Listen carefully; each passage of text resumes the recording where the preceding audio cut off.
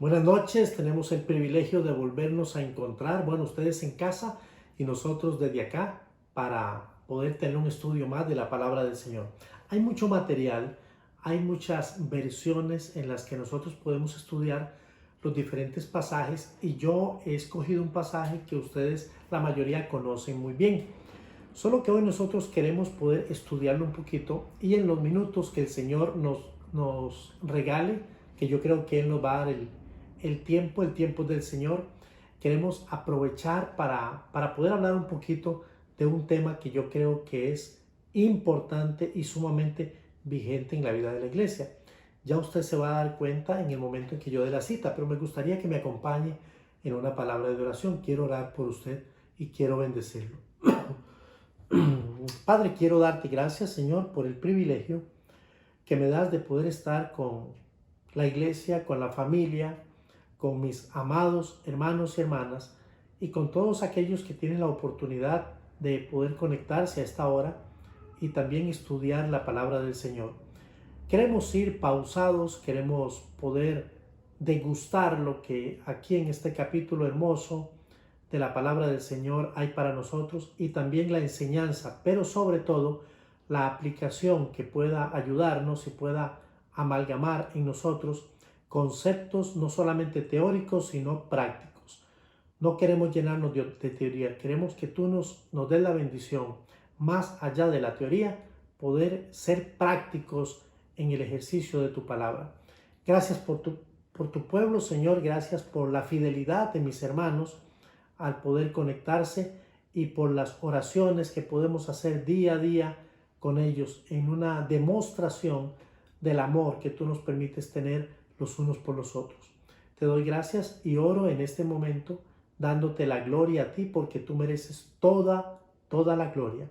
Oro en el poder del Espíritu Santo y en el nombre de Cristo Jesús, nuestro Señor y Salvador. Amén y amén. Qué gusto es verdaderamente tener estos espacios que no deben de ser desaprovechados para estudiar la palabra. Bien, ¿de qué vamos a hablar? ¿Qué le parece si me acompaña? Primera de Corintios, capítulo 13. Yo lo tengo en varias versiones. Lo tengo en una versión que se llama La Biblia al Día para Niños.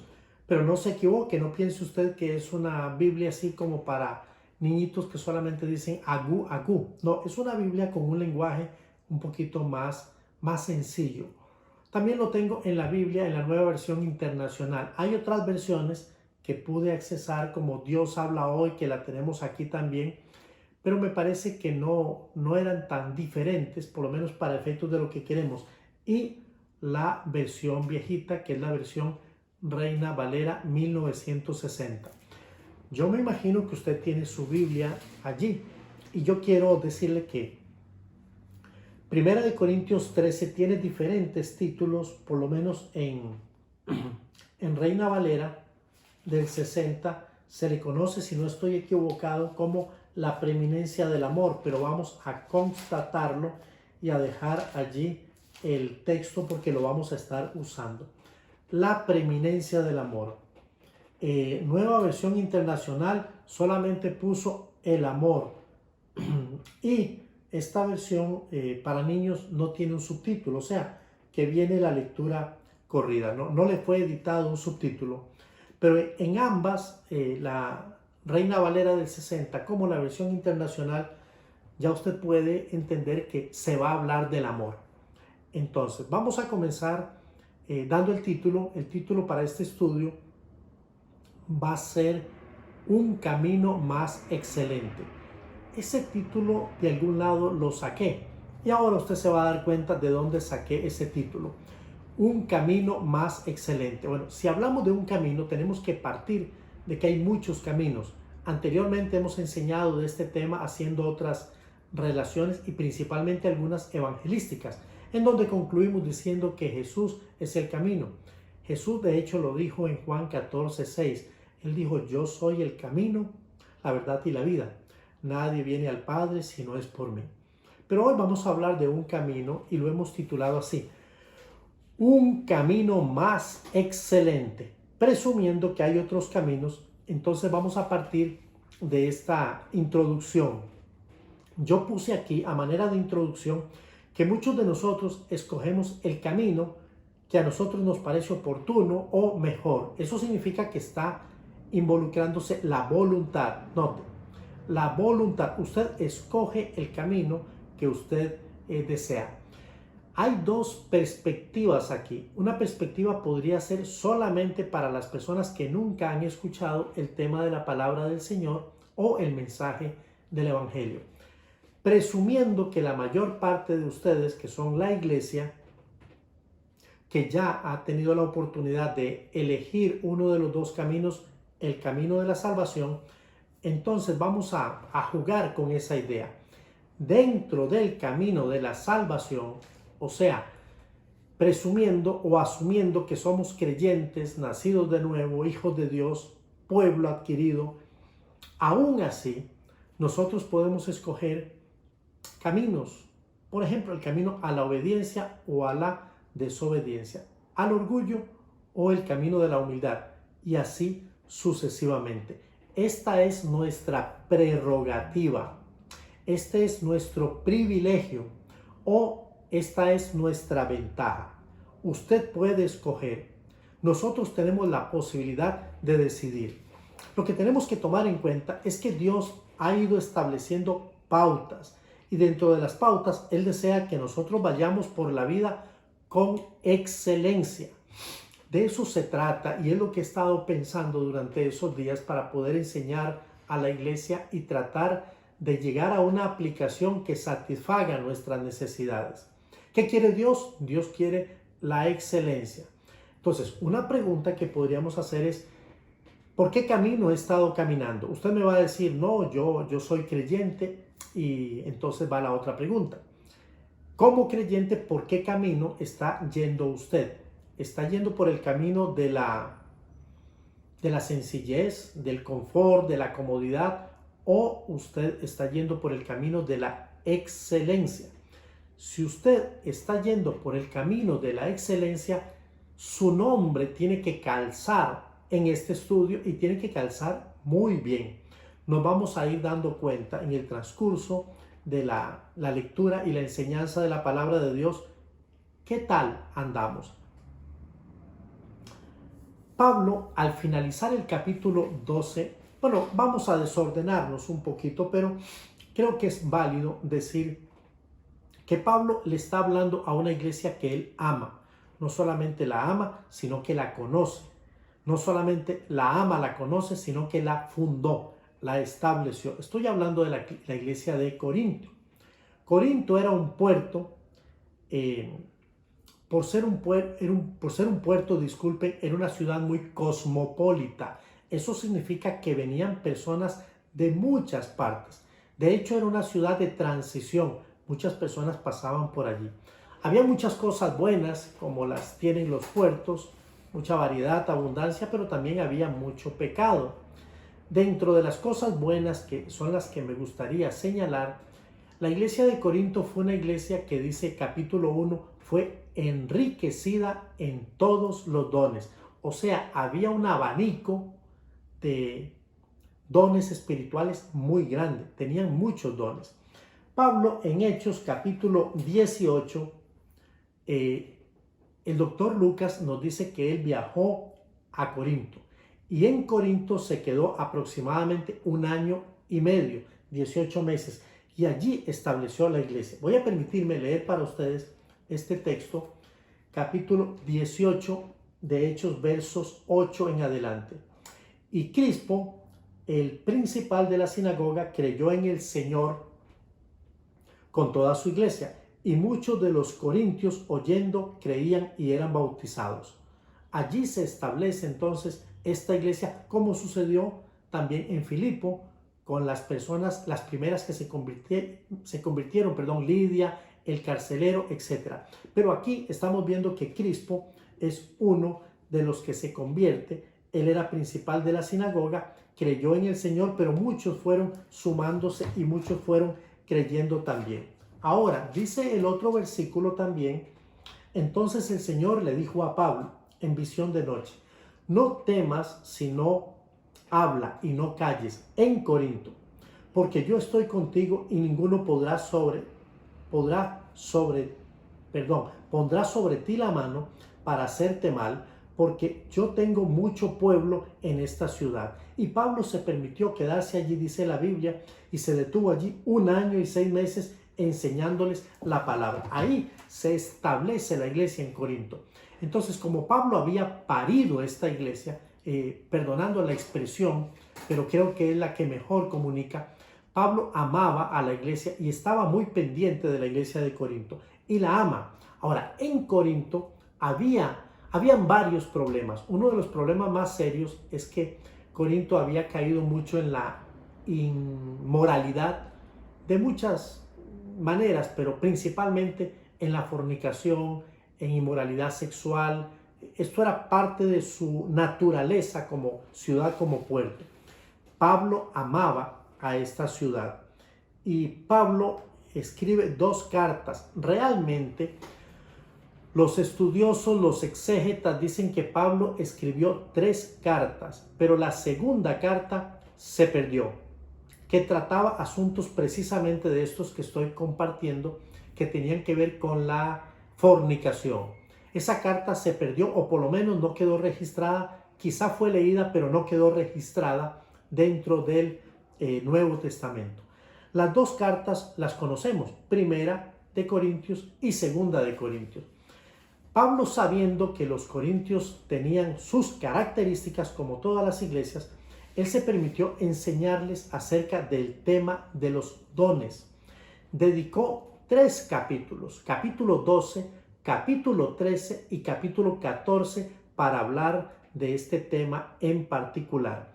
Hoy la iglesia necesita aprender, conocer acerca de este tema de los dones espirituales.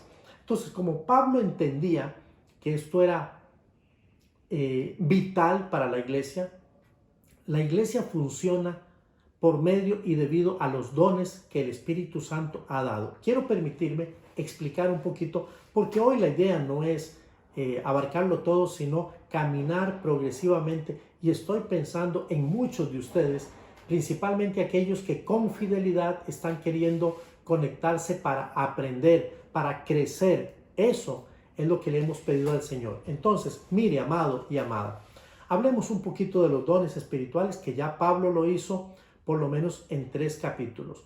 Una de las cosas que tenemos que saber nosotros es qué es un don espiritual, porque de pronto yo le digo a usted que es un hijo de Dios, que es un creyente, usted tiene un don que Dios le ha dado, y usted me dirá, ¿cuál es ese don? Entonces tenemos que comenzar primero definiendo lo que es un don. Seguidamente sería muy positivo, muy bueno buscar en las 3 listas que aparecen tanto en Romanos, Efesios y Corintios, esa lista de dones para identificar o identificarnos con ese don. ¿Qué es un don? Un don es un regalo. La palabra don significa regalo.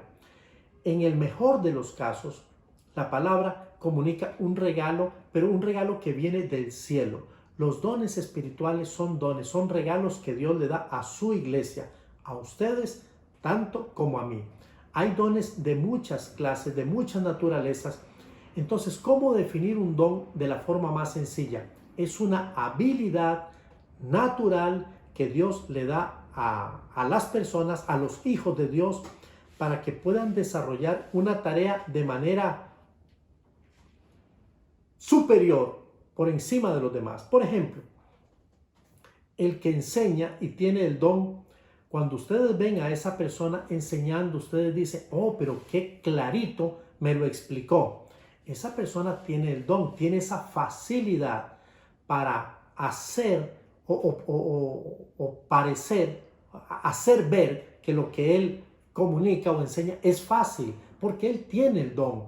Hay una cantidad de dones importantes. Existen don de misericordia, don de sanidad. Disculpen, esas personas que pueden imponer las manos sobre un enfermo y este enfermo sana. Y la gente dice, pero ¿cómo lo hizo? Es un don espiritual. Y existen muchos. ¿Para qué son los dones? Para edificar a la iglesia, para construir dentro de la iglesia. Entonces ya se da cuenta usted que si usted tiene un don, usted tiene también el deber de edificar a la iglesia. ¿Cuál iglesia? La iglesia local, la iglesia donde Dios nos ha puesto. Por eso nosotros, y particularmente como pastor, soy muy celoso del tema de la iglesia local, porque Dios no nos ha puesto a nosotros para ir como llaneros solitarios de templo en templo, de congregación en congregación, porque Él nos ha colocado en una familia muy específica, que es la iglesia local. La iglesia de Corinto era una iglesia local, como lo era la iglesia de Éfeso, la iglesia de Filipo, etcétera, etcétera, etcétera. Sabiendo ya qué son los dones y para qué son los dones, entonces vamos a decir que Pablo está muy interesado en que se desmitifique, o sea, que se saque de la mente ese concepto de que unos dones son mejor que otros dones. Eso es muy importante poderlo aclarar, porque no hay dones que sean mejor que otros dones, simplemente son dones, y todos, es como poner un bloque y otro bloque y otro bloque. Todos nos ayudan en la edificación. Es por eso que insistimos que su participación dentro del reino de los cielos, dentro de la congregación, dentro de la iglesia, es sumamente importante a través de esa facilidad que Dios le ha dado a usted como un hijo suyo. Pablo dice, yo quiero que ustedes aprendan y sepan un poquito más acerca de los dones. Y por eso hoy me voy a permitir, dice el apóstol Pablo, escribirles, y escribe primero un capítulo que es el capítulo 12. Y allí él va a hablar acerca de los dones y se va a concentrar en un don muy particular, que era un don que estaba dando, de alguna manera, estaba dando problemas a los hermanos de Corinto. Y les voy a decir cuál era ese don. El don que estaba dando problemas era el don de lenguas, el don de las lenguas. Y hoy voy a tener la oportunidad de hablar un poquito acerca de ese don. Pero él habló, disculpen, capítulo 12, él habló en general acerca de los dones para que la iglesia pudiese ubicarse en materia de estos regalos que Dios estaba dando. Ellos se habían puesto a pelear es una forma de decirlo, diciendo, bueno, yo tengo este don. Y otros decían, no, pero yo soy mejor que tú porque yo tengo el don de... Y había esa rivalidad. Pablo dedicó el capítulo 12 para hablar de los dones. Yo no voy a hablar hoy del capítulo 12. Posteriormente dedicó el capítulo 14 para hablar específicamente del don de lenguas. Entonces, si usted cuenta consecutivamente conmigo, se dará cuenta que 11, 12, 14, ¿qué hay en el medio? Entre 12 y 14 está el 13. Entonces, inteligentemente y acertadamente, Pablo se permitió en este momento hablar acerca de los dones espirituales. Capítulo 12 y capítulo 14. Pero el 13, en el 13 él va a hacer una interesante relación. Él va a amalgamar, a unir lo que hay en estos dos capítulos, que es importante para la iglesia, mediante un eslabón que va a conectar las dos ideas, los dos capítulos. Ok, capítulo 12, el último verso del capítulo 12, que es el 31, dice así la palabra del Señor. Procurad pues los dones. Ahora yo le digo a la iglesia, procuren los dones. O sea, traten de identificar cuáles son los dones. Hay que trabajar en eso. Es importante y es muy hermoso. Tratar de identificar cuáles son los dones que tengo yo. Dios nos va a pedir cuentas sobre eso. Es importante saberlo. Segundo, mas yo os muestro un camino más excelente. Así termina el capítulo 12. Mas yo os muestro un camino más excelente. Y este es el título precisamente de este estudio. Un camino más excelente. Un camino más excelente que el de tener un don o dos dones o tres dones para edificar a la iglesia. Un camino más excelente que el de ser, se me ocurre, un administrador en la iglesia, un maestro en la iglesia, un evangelista. Un camino que sea más excelente que ese, precisamente es de lo que va a hablar el apóstol Pablo en el capítulo 3. Vamos a los primeros 3 versículos. Usted me va a acompañar y voy a permitirme dar lectura en 3 versiones. La primera versión que quiero utilizar es la versión, permítame usar la versión más contemporánea o la que más usamos, que casi lo sabemos de memoria. Dice el texto en el capítulo 13, verso 1. Si yo hablase lenguas humanas y angélicas y no tengo amor, vengo a ser como metal que resuena o címbalo que retiñe. 2. Y si tuviese profecía y entendiese todos los misterios y toda ciencia, y si tuviese toda la fe,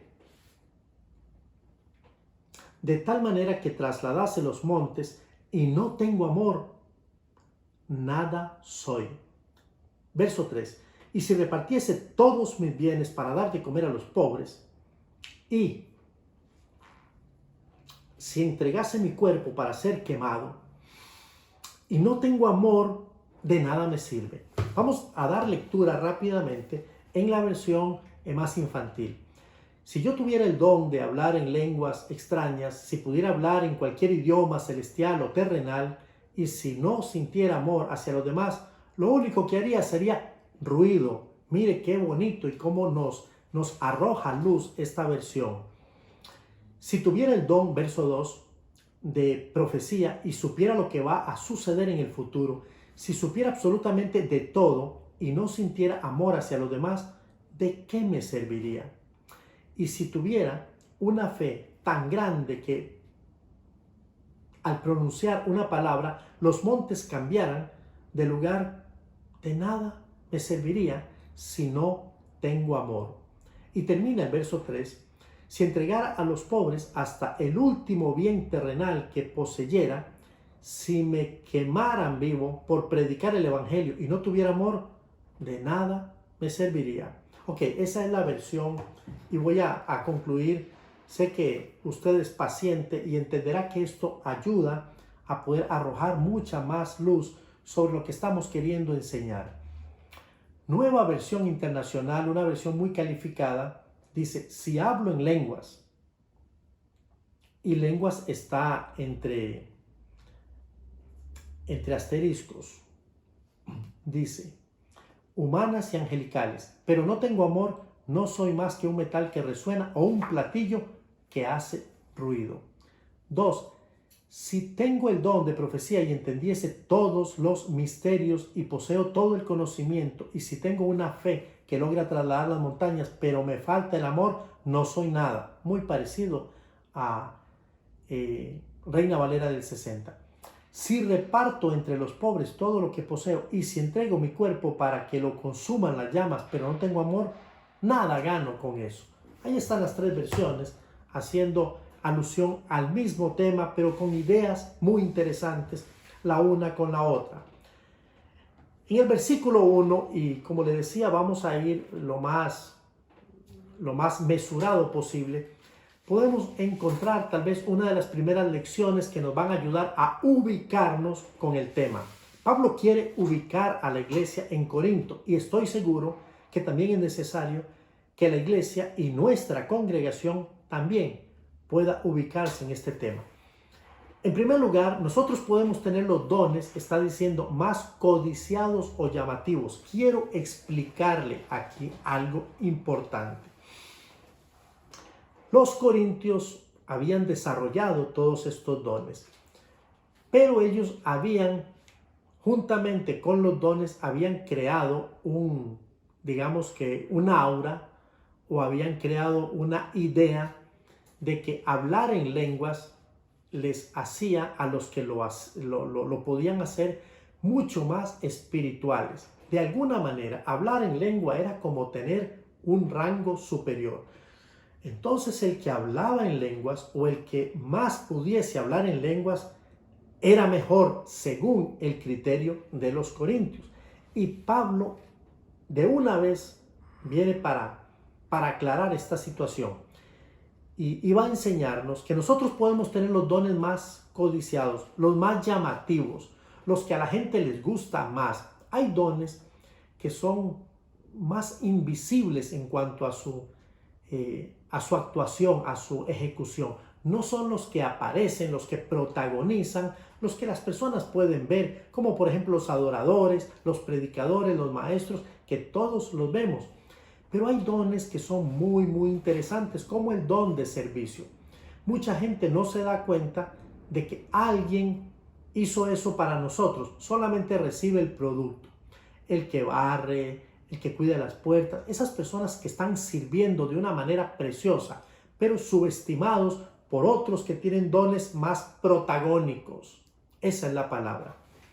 Pero si no tenemos amor, dice el apóstol Pablo, somos como un metal que resuena o címbalo que retiñe. Las otras versiones dijeron, lo que vamos a hacer es ruido. ¿Sabe lo que es ruido? Ruido es cuando usted escucha un estruendo, escucha latas, escucha gritos, pero no hay ninguna definición en un mensaje. O vamos a hacer como artículos huecos, que usted los golpea y están huecos, no tienen nada. Así sería una persona que puede aspirar por este tipo de dones que se presume son más protagónicos, pero si no tengo amor, lo que estoy haciendo es ruido. Muchas personas son ruidosas. Muchas personas tocan trompetas cuando ejercen o ejecutan su don. Casi como que están diciendo, hey, véanme. Y están olvidando que los dones no son para que nos vean a nosotros, sino para que nosotros podamos servir, edificar a través de ellos y entonces todos vean al autor y al consumador de la fe, el que nos ha dado los dones a través del Espíritu Santo. ¿Me estoy explicando? Hemos equivocado el camino. Estamos nosotros queriendo llamar la atención hacia nosotros y muchas veces sirviendo sin este elemento que aquí es crucial para efectos de nuestro estudio y de estos 3 capítulos, el amor. Si no hay amor, lo que estamos haciendo es bulla, estamos haciendo ruido, y el ruido lo que hace es que golpea los oídos y más bien desordena, y en vez de que termine usted siendo una persona a la que la gente diga, qué bueno, más bien va a ser molestoso, va a ser cansón, porque al final las personas se darán cuenta que no somos otra cosa más que recipientes huecos, sin contenido de ninguna naturaleza. Cuando hablamos de lenguas, hay por lo menos 3 posturas por aquellas personas que escriben. Tenemos posturas muy conservadoras y muy carismáticas. Algunos creen literalmente que el significado aquí de lenguas son la capacidad de ser elocuente. Hay personas que tienen una elocuencia increíble, que solamente de una oración pueden disertar 30, 40, 50 minutos. Tienen esa facilidad de palabra. Ok, algunos dirían, si yo tuviese esa facilidad de palabra, esa verborrea, esa capacidad de hacer que la gente vaya y venga entretenidos con el mensaje, lo que dirían algunos el bla, bla, bla. Pero no tengo amor, sigo siendo un instrumento hueco y estoy haciendo bulla. La otra posibilidad para hablar en lenguas, para algunos, porque dice también lenguas angelicales, pero vieron que hay varias versiones. Otros creen que es la facilidad para poder hablar diferentes idiomas. Nosotros tenemos la bendición de que nuestra congregación es relativamente bilingüe. Dios nos ha dado la facilidad a muchos de nosotros de poder escuchar los 2 idiomas, tal vez no hablarlos. Yo hablo uno, pero escucho los 2. Pero los que tienen la posibilidad de hablar inglés, español, italiano, conocemos a una amiga por la que hemos estado orando, una misionera. Ella tiene la capacidad de hablar español, inglés, ruso, alemán e italiano. 5 idiomas. Y yo a veces digo, wow, eso es bastante. Esa capacidad, algunos creen que se está refiriendo a este tipo de dones. Mire que son posturas. Unos dicen que es la capacidad de ser elocuente. Otros dicen la capacidad o facilidad para los idiomas. 2. Y la última, estos concluyen que cuando se habla de lenguas, estamos hablando de un tipo de lengua espiritual o angelical que nos conecta directamente con Dios. Creo que se está refiriendo a este tipo de don. Esto es lo que yo creo. Su servidor cree que se está refiriendo a este tipo de don porque en el capítulo 14 lo va a desarrollar con más precisión. Entonces, el apóstol va a enseñar que si este es el don que las personas están buscando, hablar en una lengua que no es una lengua convencional ni idiomáticamente hablando común, sino que es una lengua que me conecta directamente con Dios. Él dice, bien, bien por ti, pero si no tienes intérprete, no vas a edificar a la iglesia. Ok, aclarado este punto, entonces nos damos cuenta que hablar o tener este tipo de don espectacular, llamativo, pero sin amor, no va. Sencillamente está hueco, está vacío. En segundo lugar, Pablo va a hablar en el verso 2 de algunos dones que son destacados. Mire lo que vengo diciendo. Lo que vengo diciendo es que hay personas que buscan, que anhelan, y esto tiene que ver mucho con el ego, tiene que ver mucho con el yo. Y permítame hablar en primera persona plural. Nosotros buscamos esos dones que nos catapultan al lugar del protagonismo. Porque es bonito que nos vean. Al predicador, al cantante, al maestro, aquel que está al frente, atrae las miradas. ¿Y quién de nosotros? Bueno, algunos me dirán, a mí no, pero ¿a quién de nosotros no le gusta ser el centro, el que todos pueden ver y de alguna manera señalar y decir, cuando yo sea grande yo quiero ser como él? Eso por supuesto afecta a nuestro ego, pero también tenemos que reconocer que es natural. Natural por nuestra naturaleza caída. Hay tres dones que Pablo está queriendo destacar para poder de una vez llevarlos al tema del amor. Hablando de los dones, Pablo dice que existe un don que se llama el don de la profecía, otro el don de ciencia y otro el don de fe. Estos tres dones, básicamente, el de profecía puede verse desde dos puntos de vista: anunciar los eventos futuros, o puede ser el de la predicación, que es anunciar o denunciar dando un mensaje de esperanza. Es una posibilidad. El de ciencia tiene que ver con esa capacidad de poder conocer usando la razón todo lo que hoy hablaríamos como de temas académicos, temas de estudio, temas de conocimiento natural, y el don de fe. Entonces Pablo utiliza el adjetivo todo y lo va a usar 3 veces. Ustedes pueden tener, dice Pablo, un doctorado en profecía, y voy a leerlo directamente porque Pablo dice así: y si repartiese, el verso 2, disculpen, y si tuviese profecía y entendiese todos los misterios. Mire qué capacidad. Un profeta que pueda decir, yo entiendo todos los misterios. ¡Wow! Eso es como alguien que dice, yo tengo un doctorado en profecía. Luego viene nuevamente esta partícula y dice, y toda ciencia. ¡Qué capacidad! Un científico sería cualquier cosa.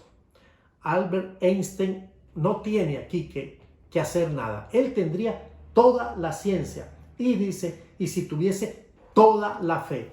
Algunos de nosotros no tenemos fe ni siquiera para poder atravesar esta pandemia.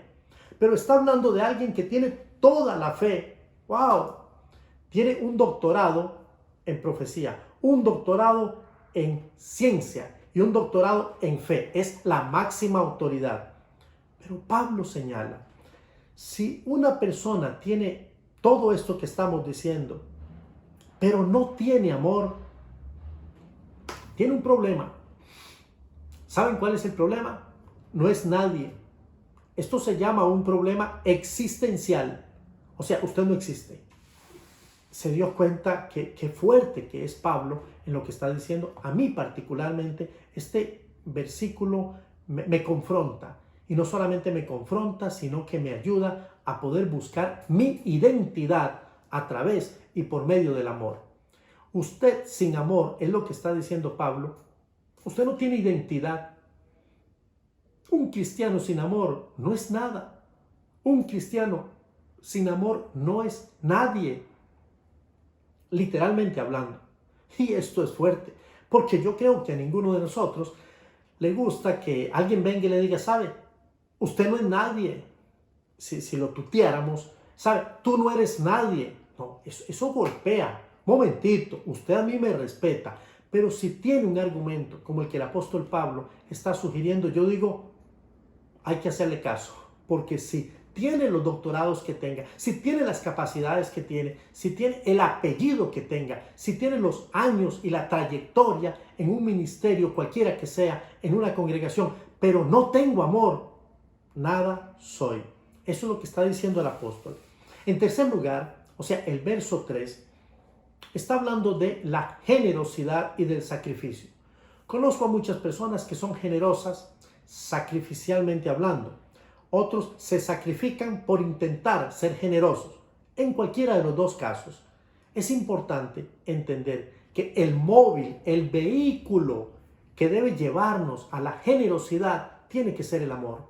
Y si usted está haciendo algo con sacrificio, porque sus condiciones son muy limitadas, pero usted no lo está haciendo con la motivación correcta, o sea, el amor, dice Pablo, de nada le sirve.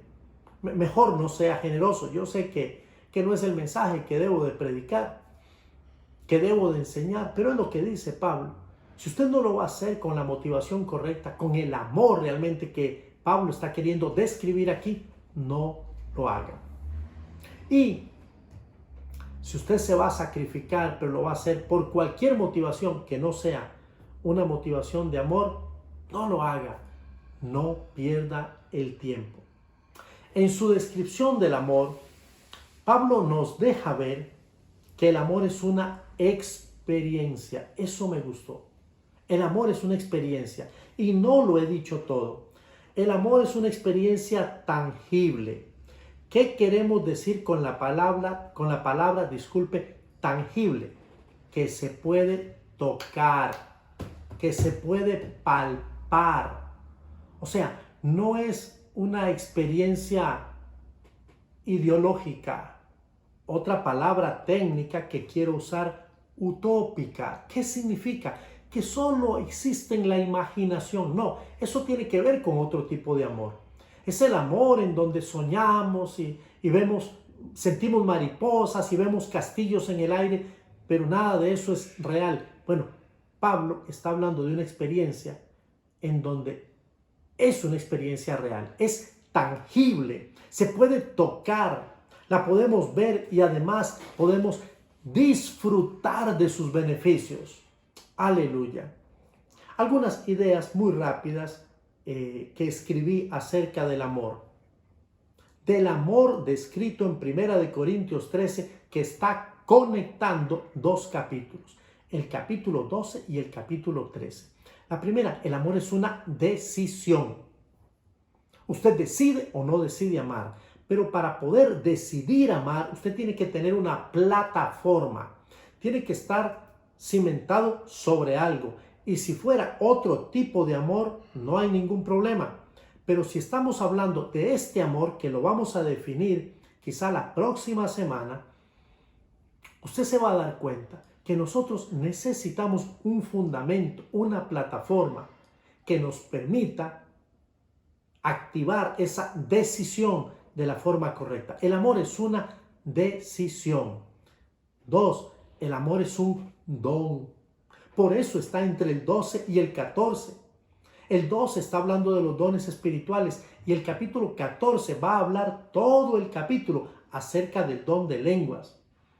Pero en el 13, pero en el medio, que es el medio entre 12 y 14, está el capítulo 13, que va a hablar del amor, como diciéndonos, el amor es un don. Este amor del que estamos hablando, en tercer lugar, dentro de estas definiciones, primero dije que es una decisión, luego dije que es un don. Ahora, en tercer lugar, el amor es un acto de la voluntad. O sea, a usted no le pueden doblar el brazo para que ame de la manera en que Pablo lo va a expresar aquí, lo va a describir. Tiene que ser un acto de la voluntad, de aquellos que voluntariamente también decidimos un día entregarle nuestro corazón a Jesús y seguirle en el camino. O sea, que el amor implica el corazón. El amor tiene que ver con el corazón. Por eso nosotros no podemos demandar que muchas personas amen o hagan más de 4 cosas dentro de la vida de la iglesia si realmente no han puesto el corazón allí, donde se supone y se entiende que el amor tiene que participar. Verso 1 nos enseña que la mente tiene que participar. Verso 2 nos dice que debe participar la voluntad. Y el verso 3 nos enseña que también debe participar, corazón, mente y voluntad. Disculpen. El amor está siendo visto por el apóstol Pablo como un fruto, y es un fruto del Espíritu Santo. En Gálatas Pablo dijo, porque el fruto del Espíritu es amor. ¿Se dio cuenta? Empieza con el amor. Entonces el amor es un fruto del Espíritu Santo. Y aunque nosotros debemos desear los mejores dones, ellos tienen que ser ejercitados, tienen que ser llevados a la práctica solo y a través y por medio del amor. Y mediante el Espíritu Santo, el Espíritu de Dios, esto lo podemos lograr. Creo que hoy hemos hecho una introducción y hemos avanzado un poquito en el tema, y yo espero que usted se sienta también emocionado como yo, porque estamos aprendiendo y estamos creciendo en esta experiencia interesante. Así que, amado, yo quiero decirle que por favor se tome la oportunidad de leer estos 3 capítulos, pero yo me voy a concentrar en el capítulo 13 y vamos a repasar, porque si usted me permitiera concluir, yo creo, por lo menos para efectos de esta primera enseñanza, que Dios le ha dado un don a usted. Usted tiene un don y Dios le ha dado ese don, esa facilidad sobrenatural por encima del común denominador, para que usted pueda desarrollarse y pueda edificar, construir la iglesia. Pero también Dios desea, Dios anhela que su don pueda estar puesto al servicio de la iglesia a través y por medio de este regalo que es el mejor camino, que es el amor. Nosotros podemos tener los dones más codiciables, pero sin amor no funciona. Acuérdese que Pablo nos habló de los 3 dones: profecía, ciencia y el don de la fe. Son dones que a mí me gustaría tener, de verdad que sí, pero no quiero ninguno de esos dones que me catapultan de alguna manera al protagonismo, al estrellato espiritual, si no tengo amor. ¿Y para qué? ¿Para qué esforzarme por ser generoso sacrificadamente o sacrificarme por ser generoso si no tengo amor? Recuerde, el amor es una decisión. La iglesia debe decidir amar, debe aprovechar del don que Dios nos ha dado, manifestado en el Nuevo Testamento. El mejor de los dones se llama Jesús, y Jesús es el amor. El amor es un acto de la voluntad y compromete, implica que participe la mente, que participe la voluntad y que participe también nuestra entrega de forma general.